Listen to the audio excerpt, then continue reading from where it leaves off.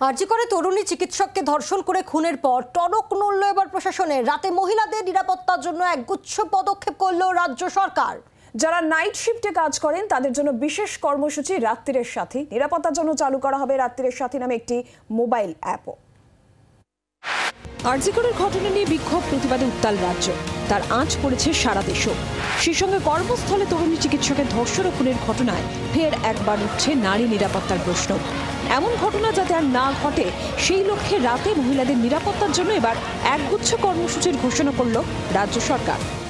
মহিলাদের নিরাপত্তার কথা মাথায় রেখে এবার রাত্রির সাথী অ্যাপ চালু করার সিদ্ধান্ত এবং তার ঘোষণা করা হলো নবান্নের তরফ থেকে। নবান্নের তরফ থেকে জানানো হলো এবার থেকে যাতে কোনো মহিলার 12 ঘন্টার বেশি শিফট না হয় সে বিষয়েও নজর রাখা হবে। থাকবে আলাদা শৌচাগার সহ বিশ্রামাগার, থাকবে পানীয় জলের ব্যবস্থা, পুলিশের সঙ্গে থাকবে নারী বান্ধব বেসরকারি নিরাপত্তা বাহিনী। রাতে হাসপাতাল ও মেডিকেল কলেজে পুলিশ পেট্রোলিং জারি থাকবে। থাকবে সিসি ক্যামেরার নজরদারি। চালু করা হবে রাত্রির সাথী নামে অ্যালার্ম সহ মোবাইল অ্যাপ। মোবাইল অ্যাপের সঙ্গে যোগ থাকবে স্থানীয় পুলিশ কন্ট্রোল রুমের।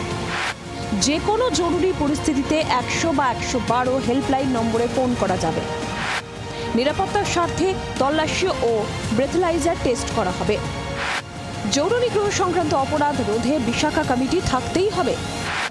রাতে মহিলাদের জোড়ায় জোড়ায় বা দলগতভাবে কাজ করায় গুরুত্ব দেওয়া হবে। বেসরকারি সংস্থাতেও রাত্রির সাথী প্রোটোকল মেনে চলার আবেদন। গলায় পরিচয়পত্র ঝুলিয়ে রাখার নির্দেশ। কাজের সময় 12 ঘন্টার বেশি বাড়ানো হবে না। যেখানে সম্ভব সেখানে নাইট ডিউটি থেকে মহিলাদের দূরে রাখার চেষ্টা হবে। স্পেশাল মোবাইল ফোন অ্যাপ রাত্রির সাথী নামে পুলিশ ডেভেলপ করে দেবে। ওয়ার্কিং উইমেনরা দয়া করে সেটা ডাউনলোড করে নেবে এবং সেখান থেকে স্থানীয় থানা, স্থানীয় পুলিশ কন্ট্রোল রুমে অবিলম্বে বিপজ্জনক পরিস্থিতিতে যোগাযোগের ব্যবস্থা থাকবে। শনিবার মুখ্যমন্ত্রী মমতা বন্দ্যোপাধ্যায় স্বরাষ্ট্র সচিব সহ অন্যান্য কর্তাদের নিয়ে বৈঠক করেন।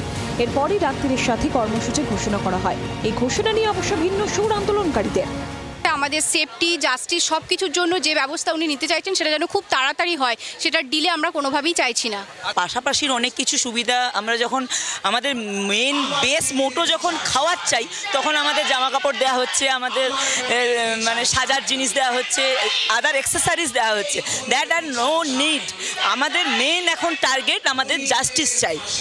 আন্দোলনকারীদের বক্তব্য, এই প্রকল্প অনেক আগে চালু হলে হয়তো এমনভাবে প্রাণ হারাতে হতো না আরজি করে তরুণী চিকিৎসককে। ক্যামেরায় মিন্টুর সঙ্গে মৌমিতার রিপোর্ট, জি 24 ঘন্টা।